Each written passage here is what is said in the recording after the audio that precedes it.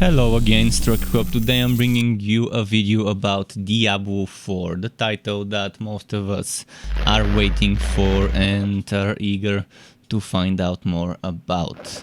In this video I would be talking about the things that Blizzard themselves talked in their blog from the 30th of June.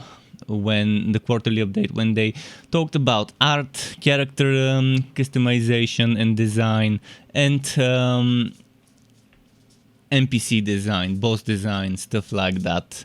So hopefully this is something some of you are excited about, to see the direction the art is heading in, and the vibe, the Diablo vibe, the creepy, spooky, pleasantly disgusting design of the enemies that they are making. So I'm not gonna read everything there is. I want to keep the video as short as I can, although there's a lot to cover, so it's not gonna be that much of a short video. That's why I'm just gonna jump into just reading some bits from Barriga's message, not all of it. For example, this thing: art is a critical part of what makes Diablo. Well, Diablo. Our signature randomized dungeons would not feel like Diablo without the ominous lighting setting the mood as players uncover horrifying details around every dark corner.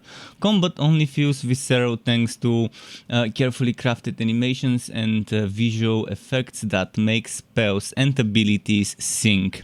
And while stats might make or break an item, we often can't wait to get our hands on a piece of gear purely because of how incredible it looks. And I cannot agree more with Barriga here about this, about what makes Diablo Diablo. Then he goes on to say that character art is equally important as it encompasses two of Diablo's key elements: classes and monsters. The look and feel of the classes has always been one of Diablo's secret ingredients, each class instantly recognizable and imbued with a strong and unique personality. Diablo 4 offers players more customization options than ever in a Diablo game, which makes achieving that result even more challenging, but the outcome is well worth it. Your barbarian is different from anyone else's, but still feels undeniably like a barbarian. With monsters, the focus has been on creating new foes and updating classics drawn from the pantheon of atrocities in our previous games, while using new processes and technology to their fullest. To give us a better look at everything involved in this process, we would be finding out more from the art director John Muir and his team, which I would again read some messages from those. And we would start with John Muir, who is the art director, who would be talking more in general about that. He's saying, "Hi all, we are excited to do a deep dive on the character art for Diablo 4. This is a pretty exciting topic for our team because so damn much has changed from Diablo 3. You will get to hear from our lead character artist Arnaud Kutelnikov and Nick Chiwano, our associate character art director. They will be sharing a lot of cool visuals from our ongoing development related to character art that we are revealing here for the first time. There's a lot of work in progress here. Our goal is to give you an early look at content to get a sense of the direction we are taking. I don't have a lot of caveats though, as at this point the work is a very good representation of what you will see when the game is in your hands. So I'm gonna be skipping through his message. I'm not gonna read the whole message. If you want to read the whole thing, link in the description below the video. So he goes on to say, when it comes to the topic of character art, I can say we've had an epic journey during development, so let's pull back the curtain and take a look. First, I need to give a big shout out to our amazing character art team, engineering team, animators, lighting artists and technical artists. Without them, none of this would be possible. Then I'm gonna skip a big chunk here of text, and then I'm moving on down. That singular focus and commitment to quality led us down a very long, winding and challenging path to where we are today. The challenges required us to completely rebuild our rendering engine and authoring tools. We needed to assemble a world-class character team comprised of artists, 2 engineers, rigging specialists, lighting and surfacing experts. This was a complete overhaul. So as you might have seen, they probably used Diablo 3's engine as a base, but rebuilt it, improved it, and it looks nothing like Diablo 3, and that's a good thing, that the game doesn't look like Diablo 3. I do agree that it looks like a complete overhaul, and it's just amazing in my opinion. So they saying that we made massive improvements to the level of detail, the surfacing of complex materials like skin, quad simulation, hair, fur, metal, even down to the detail of the highlights of the eyes and rivulets of perspiration. We built a robust character customization system that is entirely new to Diablo, and it was a daunting amount of technical character work. These solutions had to work not just for a single character, but for hundreds of componentized armor sets, different body types, dozens of unique personas, and completely unique art for 5 distinct classes to start, which means they're hinting that there will be more classes in the future, probably with expansions like the Necro in Diablo 2 that you had to buy, but that's fine as long as it's a good expansion, and it's not just a character, but a character plus some extra content and story and stuff. We will be happy to purchase those expansions. This was an entirely new challenge for our team to tackle, is what they're saying. And they go on to say, I'm gonna skip some parts here, but they're saying, most importantly, we hope you feel the love and care we've put into creating the gear and characters you will see in the game. Beyond just living out my most awesome barbarian fantasy, we're honored to bring this work to you. So they're saying that there's an image right now that they call the Lair scene. Players will customize the look of their character here in our exciting new wardrobe system that allows you to mix and match hundreds of armor components unique to your class, alongside custom color palettes to create the class fantasy that best represents your character. Which is pretty nice as you are looking at this, as those screenshots. Now, they go on to say that one of the benefits of the investments we've made in our character art development pipeline is that now most of our story cutscenes will be rendered in our engine, using the game models. In previous Diablo games, the high fidelity cinematic story moments were all pre-rendered. We will still have those amazing cinematic moments from Blizzard Animation, but now we also have cinematic moments that feature your character up close, rendered in our game engine. We have been working closely with the legendary Blizzard Animation team to bring as much of their knowledge into our process as possible. The Rogue Announce trailer was a really fantastic collaboration where we were able to push the limits of our tech and tools. And they're saying here in their screenshot that the Rogue Announce trailer was created entirely in our game engine. That's what they're saying. And what this paragraph I just read means is that when you're seeing some cutscenes, the camera would be panning in a cinematic way, and you would see your character with the items and the gear that you have equipped on them and the dice you have on those. More about dice in a moment.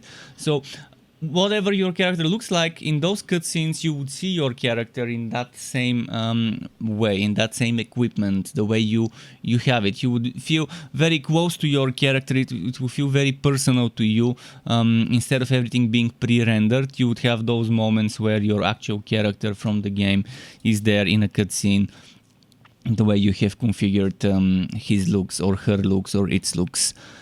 So they're saying we are getting to geek out about how good things look up close, but all things Diablo are in service to our isometric point of view. The fidelity we put into the characters and the balance of detail all has to work with our game camera. Those looking closely will notice we like to work with bigger shapes on the armor, and we tend to reduce things that affect readability. I think we found a sweet spot of detail that retains the readability, works well with the environment, but also keeps things looking grounded, which is super important for this vision for Sanctuary and how we present the world to you, or most important, our most important critic. And he keeps going on with a short message. While I'm really happy with where we have arrived, I know we are going to keep pushing the bar at every opportunity, and at Blizzard, releasing a game is just the beginning. I hope you enjoy the rest of the deep dive on character art with Arnaud and Nick. And next we would move on to Arnaud's part of that article. Now, Arnaud Kotelnikov, lead character artist. Again, I would be skipping through some of the things because I wanna make this video as short as possible without skipping the important bits though. So he's saying, I'd like to dive into character customization and some of the visual improvements we developed for Diablo IV. I'm gonna skip some parts of text to read other parts here. Diablo 4 has more in-depth customization for your character than we've had in any previous Diablo games. You'll be able to change the face of your character, the hairstyle, the facial hair, beards and eyebrows, and add jewelry, nose piercings or earrings in that matter. So makeup and body markings such as tattoos or body paint as well. You will also be able to change the color values of your character's skin, eyes, hair, facial hair and body markings. Some elements will be class specific to support the class's unique backgrounds, but many will be shared between classes, allowing more possibilities to mix and match. You can see some examples of these customization options throughout this blog, or in my case throughout this video. He's saying that now he wants to talk about some of the challenges they face, such as, let's start with dark fantasy meets realism through physically based rendering, PBR.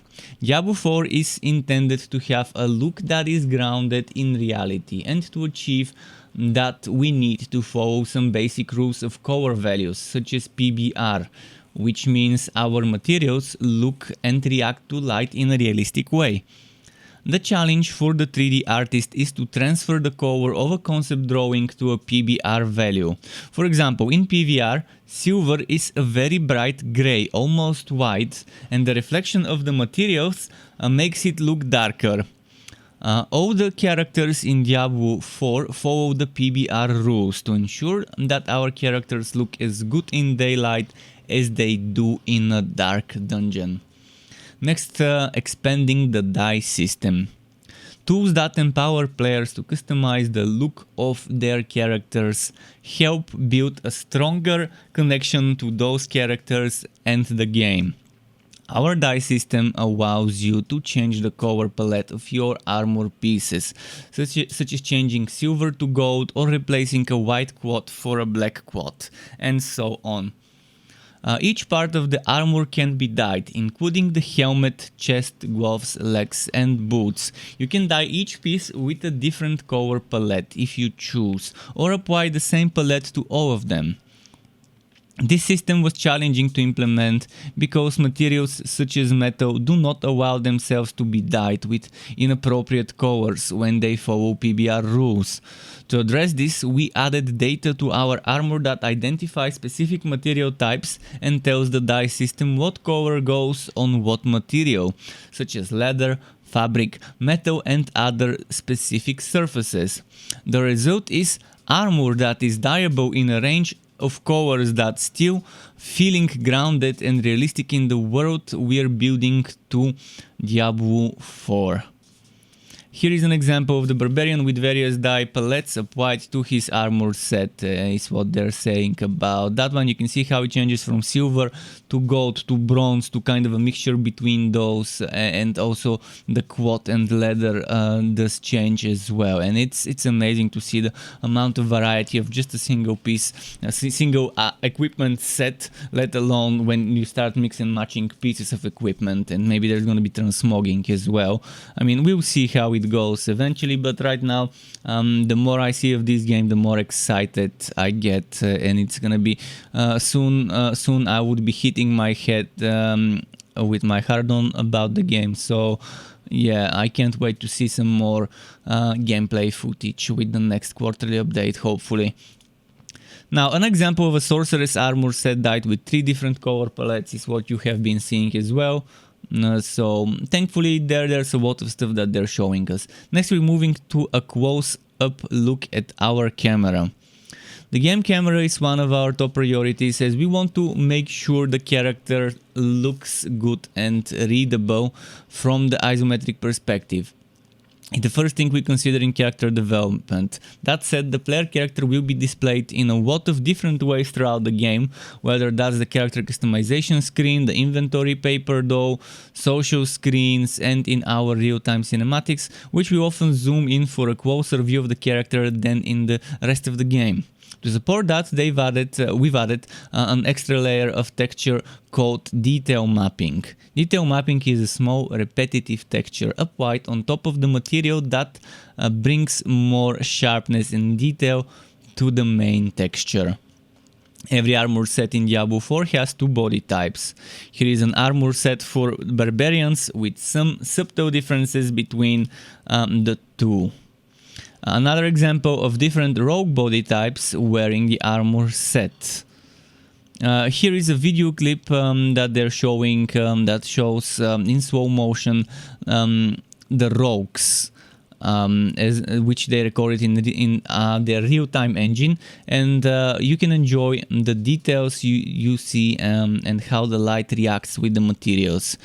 You will also be able to see some of our customization elements that I talked about earlier, is what he's saying. So yeah, enjoy this video, and after that there is another one, slow motion video of the barbarians.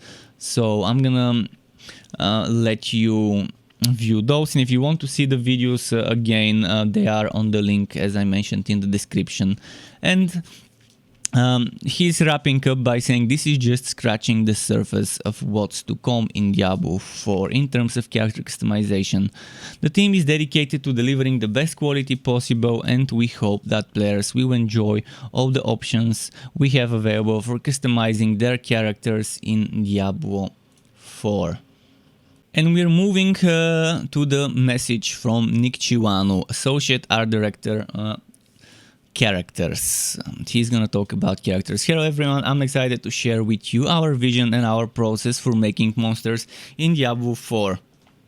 With monsters, success requires that many different things come together, but it starts with the player feeling satisfied in killing it.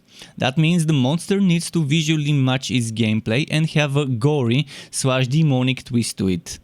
They should look like something you have not seen before, as well as taking something visually familiar and brushing it with a Diablo paintbrush. That Diablo brush applies a level of detail, an understanding of gameplay needs, a level of artistry, and the demonic Diablo theme to all our monsters. Now he's gonna talk a little bit about visual design and gameplay intent. For me, everything starts with a goal. Typically, it's a goal from design on what this monster needs to do and what the player experience should be. Making games is a collaboration. Sometimes a visual concept helps drive an idea, while in others, a paper design is enough. And he will be showing us some of the NPCs. Such as the Blood Bishop, which you should be seeing images and videos of right now. Our game design goal for the Blood Bishop was to make a caster who would cast direct damage and create AoE bombs for area of denial.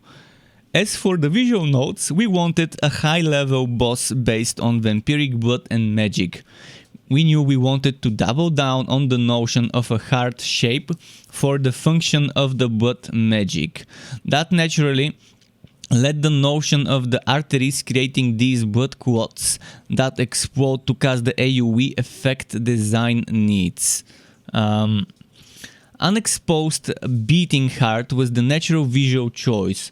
So the organic pulsing we see, the flowing arteries and the blood-based visual effects all combined to reach an aligned goal the team could get behind.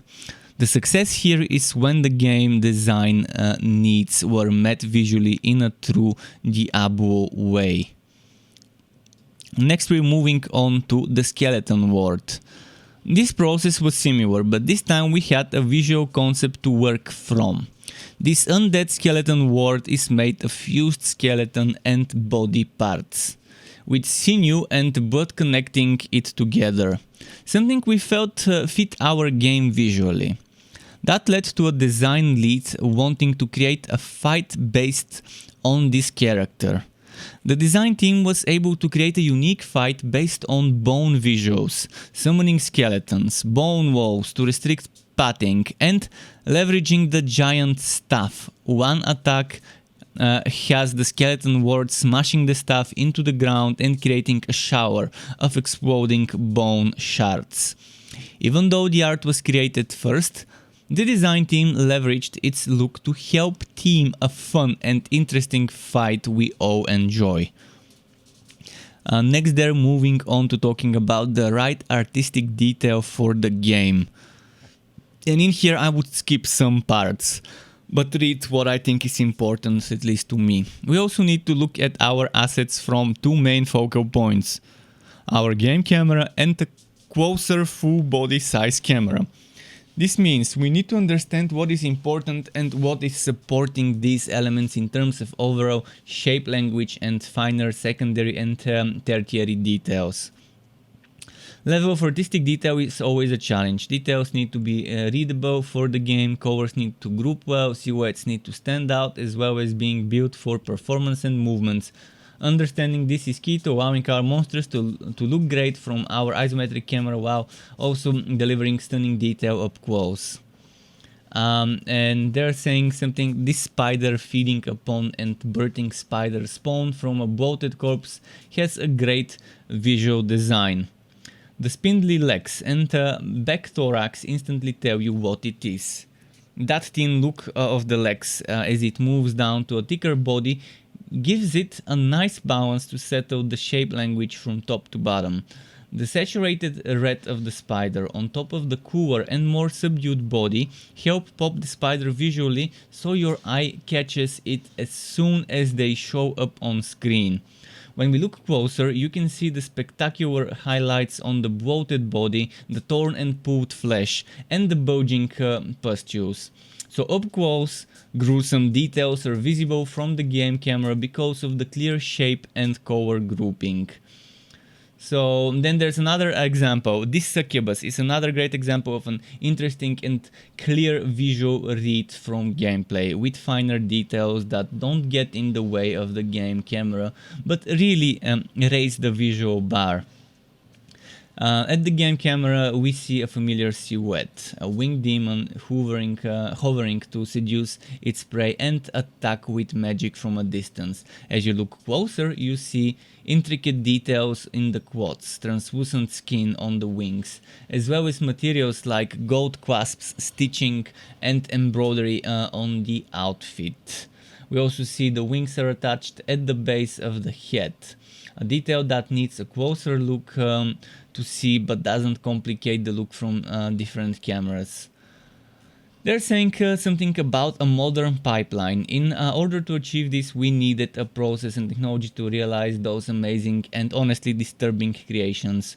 To do that, we have built a world-class team creating monsters and demons at a level of quality that raises the bar for the Diablo series. They're saying PBR gives us the ability to create surfaces and materials that look realistic and accurately react to lighting in the world. Leather can look like leather, metal like metals, and organic surfaces can feel appropriately squishy and fleshy by comparison. This knight is covered head to toe in metal and fabric that reacts differently based on our lighting. You can see nice details in materials breaks on the hard surfaces that your eye expects to see. This detail grounds us in a world we all visually know and understand. The difference from a scale pattern of finer metal to large hammered iron next to gold trim is readily apparent. Organic surfaces are also represented accurately in our engine. Fur, bone, flesh and blood are all visible and react to light correctly. This is a Diablo game after all, and we know these materials will be important. So that is a brief rundown of some of the things we look at and value when it comes to monsters in Diablo 4. We really enjoy creating enemies, monsters and demonic creatures that bring out an emotional response from our players, from fear or revulsion to the excitement of slaying them in true Diablo fashion. I'm gonna skip some parts here. But what they're saying is thank you for joining us and keep an eye out for the upcoming bug update next quarter from the Diablo 4 team.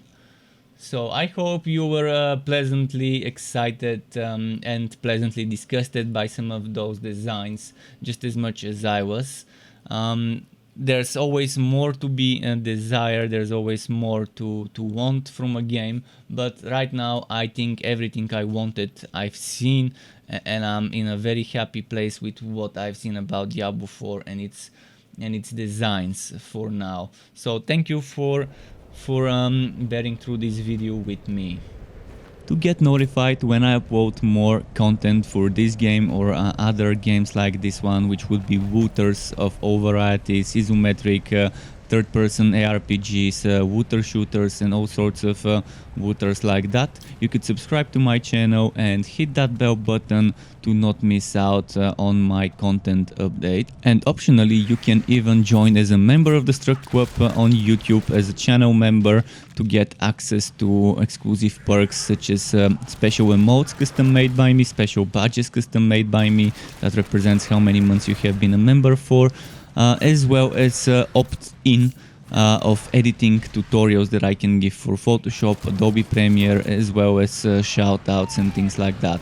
And I would like to use this part of the video to thank all my YouTube members and Twitch subscribers. Thank you for supporting the channel and keeping me going. Thank you also for watching this video, everyone. Keep it cool, Struck Club. Until next time, and goodbye.